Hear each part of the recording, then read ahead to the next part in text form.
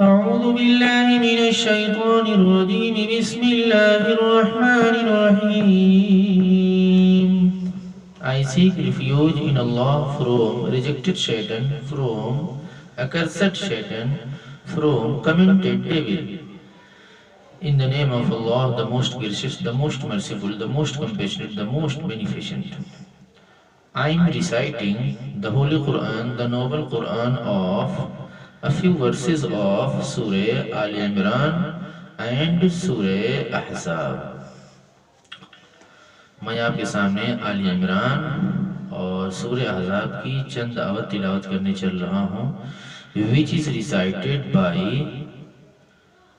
Imam Qazi and the teacher of marriage in marriage sermon، جس کو امام یا قاضی خطبہ نکاح میں باقاعدہ پڑھتا پڑھاتا ہے۔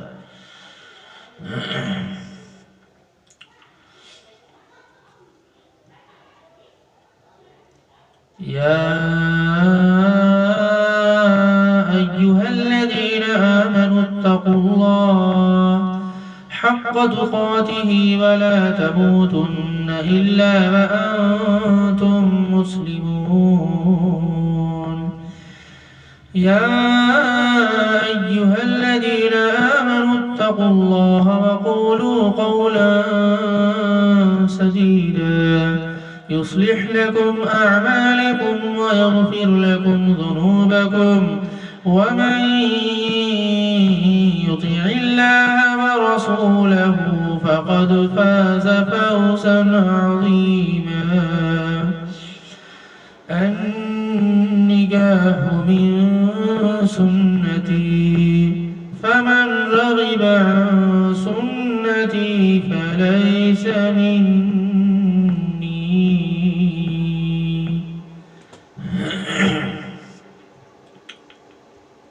يا أيها الذين آمنوا اتقوا الله حق تقاته. O you who believe, اتقوا الله, fear Allah. حق تقاته, the right, he should be feared. ولا تموتن إلا وأنتم مسلمون, and don't die while you as Muslims.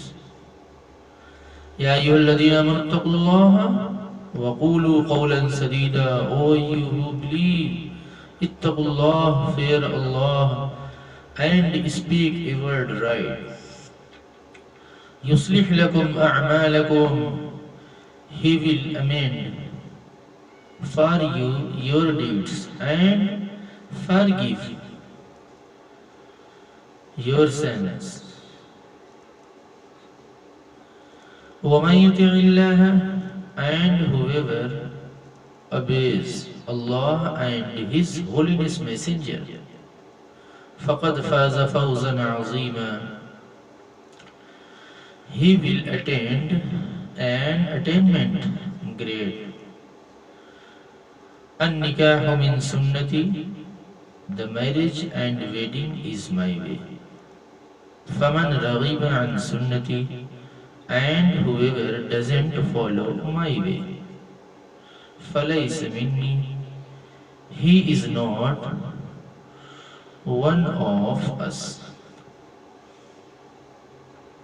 اللہ تبارک و تعالی ان آیتوں میں کیا کہنا چاہ رہے ہیں میں آپ کے سامنے اس کو رکھنا چاہتا ہوں. شادی کے موقع پر عجیب غریب انداز میں کن کن آیتوں کا انتخاب کیا گیا, چنا گیا, جو پڑھا جاتا ہے. اس شادی کے ماحول میں انسان اس میں تو غور نہیں کرتا, لیکن بہت ہی زیادہ میننگ فل, معنی خیز چیزیں اس میں پڑھی جاتی ہیں. بار بار کہا جاتا ہے ایمان والوں اللہ تعالیٰ سے ڈرتے رہا کرو. کیوں؟ اب ایک نئی زندگی میں تم چل رہے ہو. ابھی تم اکیلے تھے, جہاں چاہتے تھے سو جاتے تھے, مسجد میں سو جاتے تھے, ادھر ادھر سو جاتے تھے, کہیں اور رہ لیتے تھے, لیکن اب تو شام تک تمہیں اپنے بستر پر ہی ہونا پڑے گا. ڈرو, اب ڈرو, کئی بار کہہ رہے ہیں ڈرو, ڈرتے رہا کرو, کیونکہ اب شادی ہو گئی ہے. اب تمہارے پاس کوئی اور راستے بچنے کے نہیں ہیں.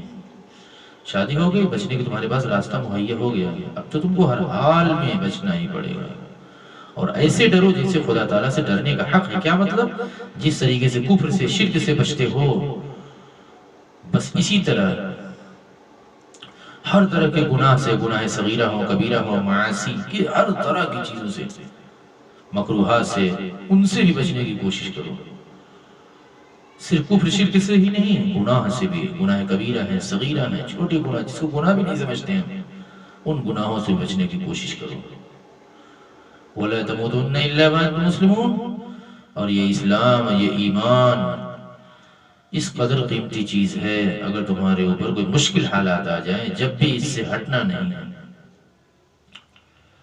پھر آگے فرما رہے ہیں یا ایھا الذین آمنوا اتقوا اللہ وقولوا قولا سدیدا، ایمان والوں، بار بار اللہ تعالیٰ ایمان کا حوالہ دے کے کہہ رہے ہیں، کیوں؟ ایمان سے بڑی کوئی چیز ایک مومن کے لیے ہو ہی نہیں سکتی۔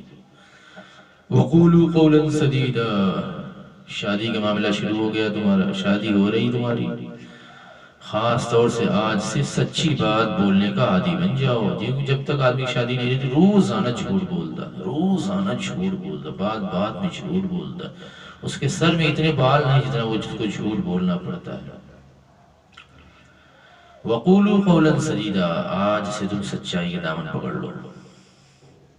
شادی کا معاملہ آ جائے، پوچھ مشغول ہو جائے، حق بات ہی آج سے زبان سے نکالنا۔ اس کا فائدہ کیا ہوگا؟ یصلح لکم اعمالکم، اللہ پاک تمہاری اعمال قبول کریں گے توبہ کی برکت سے، سچ بولنے کی برکت سے، اس وجہ سے، اور اس کے نتیجے میں اللہ پاک تمہارے گناہوں کو بھی مٹائیں گے۔